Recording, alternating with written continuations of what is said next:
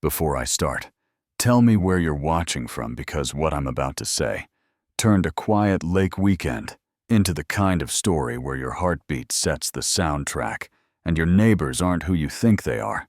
And yeah, it started with an SUV rolling into our gravel like it had a key to the gate.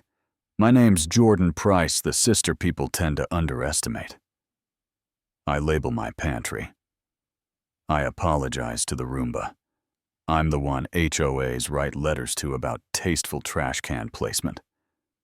You know what I mean. So when my brother Cole and I finally made it up to our family cabin on Silver Still Lake, sun on the water, cedar on the air, loons doing background vocals, I thought peace had my number ice in the cooler feet on the dock. The kind of day you don't post because you want to keep it. Then that black SUV slid in slow, like a shark that learned manners, and a man stepped out in a police uniform that felt store-bought and mean. He didn't ask how. Didn't ask for ID. He just sized Cole up and said, "Not asked you." Cole. Price, hand hovering where guns live. Boots too shiny for real work. Belt too neat for a long day. And my gut did the math faster than my brain. Cole, steady shop teacher calm, said, "Who's asking?" And the guy didn't bother with names he drew down, said, "On the ground, now and then." His radio cracked to life with a voice that didn't belong to this view. "Target located, is everything in place?" And I felt the day tip. I took one step toward my brother, and the world split. One shot, one breath. "I'll hear when I'm old," Cole dropped like a puppet. Lost its strings, heat in my hands, red on my fingers. The fake cop's smile sitting there like it paid rent. And I swear to you, if he'd said just business, I would have climbed him like a tree. Tires bit gravel again. Doors popped, voices with edges.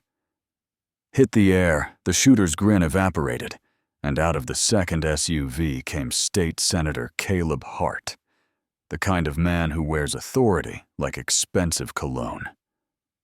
Flanked by two plain suits, who scanned the tree line like they'd counted worse. Hart didn't raise his voice. Just step away from him. Iron wrapped in low volume, and the fake cop flicked for an exit that wasn't there. That's the first moment I thought, this isn't an HOA citation, this is a system. The ambulance swallowed Cole, and I climbed in, because there was no universe where my hand left. His hospital air tasted like paper fluorescent noon at 3 p.m. Nurses moving like grace words like stable and critical, floating around my head, while I said please, and don't you dare, and thank you to anyone who got close. And then Hart found me in the waiting room. Like a headline grew, legs more human. Up close, more tired. Luis Vega at his shoulder, forearm, ink peeking when his sleeve rode up. Eyes that noticed everything, Miss Price. "We need to move him tonight," Hart said. And I felt the thin thread holding me together, pulled tight above him as in, "What are we doing, an extraction or a miracle?" I told him call every badge in the alphabet. FBI, BIA, DIY. I don't care. I want law. He held my stare and said, trusting him was faster than finding out the hard way, who I couldn't trust, and yeah, that stung then. Luis came in softer. "We've got private med wheels up every minute. We sit there, trail warms you with us.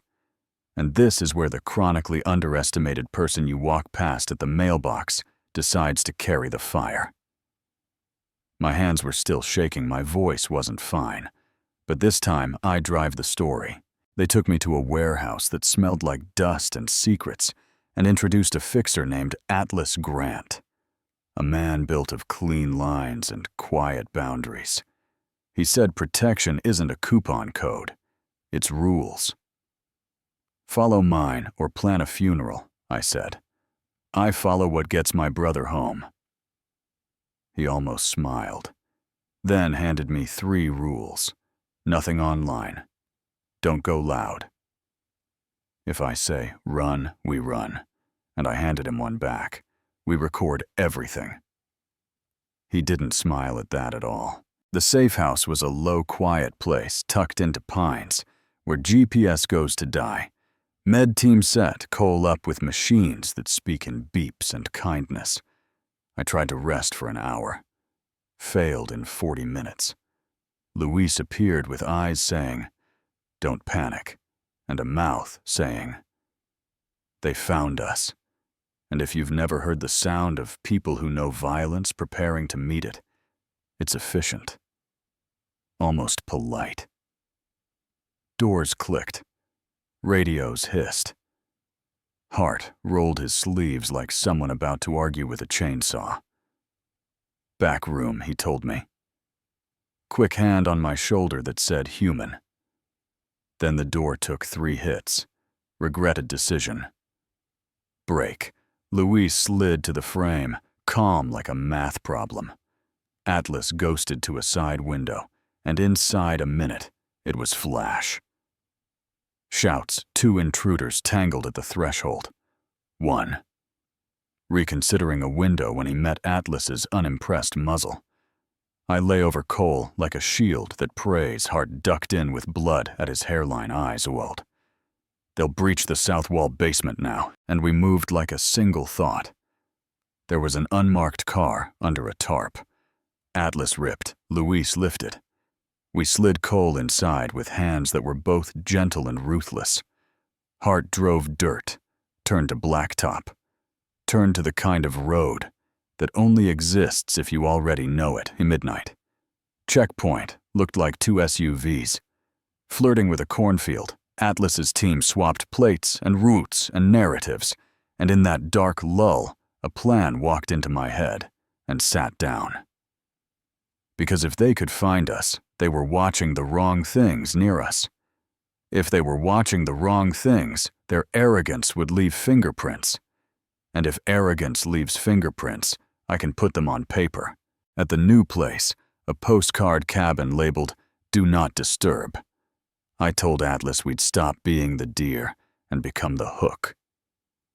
Let them think I'm alone and tired enough to do something dumb. But we control the dumb. Atlas listened. The way men in charge rarely do. "Bait," he said. I said, "Bait is disposable." "I'm the hook," Luis grinned and said, He liked me. Hart didn't grin at all. We moved Cole to a back utility room and left me in the living room with a duffel and a phone on speaker. Atlas killed every transmission out of the house except one thin breadcrumb. He could watch like a hawk. Then I dialed the HOA office, President Trina. Lowell answered with a soprano smile. "You can hear through golf carts, cyan shores. This is Trina." I let the hurt lace through. "It's Jordan. You win." "We'll sell. Call off your dogs." I'm alone at the cabin. I'm done, and there was this tiny inhale. I will replay in court. "Oh, Jordan. I wish it hadn't come to this," she sang. "I'll see what I can do." I hung up and wanted to rinse my mouth. Atlas lifted a thumb. They just pinged a device that isn't a device. Breadcrumb took 30 minutes. The SUV came soft. 2 men in dark field gear, with the same cheap patches I let them knock. Twice opened the door with a tired smile. "I didn't feel you called for help," Tall said. I said, stepping back onto a throw rug that wasn't. I called for a witness. They clocked the fake blink on the shelf short-reached. I let my voice go smaller and sharper. "Funny thing, your boots match the man who shot my brother. Do you all shop the same catalog?" Tall tried the script. "We're authorized to remove you for your own safety." And then the rug cheaped Atlas's trip tiles look like home goods. Impulse buys, but when 4 tiles feel 400 pounds at once, a quiet ping runs a wire, and the front door opens for 3 people who aren't here to chat. Luis slid in, gun-low voice. Granite, hands now. Short went for his belt. Hart pinned him to the wall. With a speed that made me want to applaud, Atlas took Tall's weapon, like he was bored, and then the line I'd been waiting for hissed through Short's earpiece. Is the Price girl secured? Deliver her to Trina first. The senator can't afford another mess. And every eye in the room turned to Hart. He didn't flinch, didn't plead, didn't run. He went very still and very calculating. Atlas said recordings. I said everyone heard that. And the anger I'd been hauling turned into something cold and useful.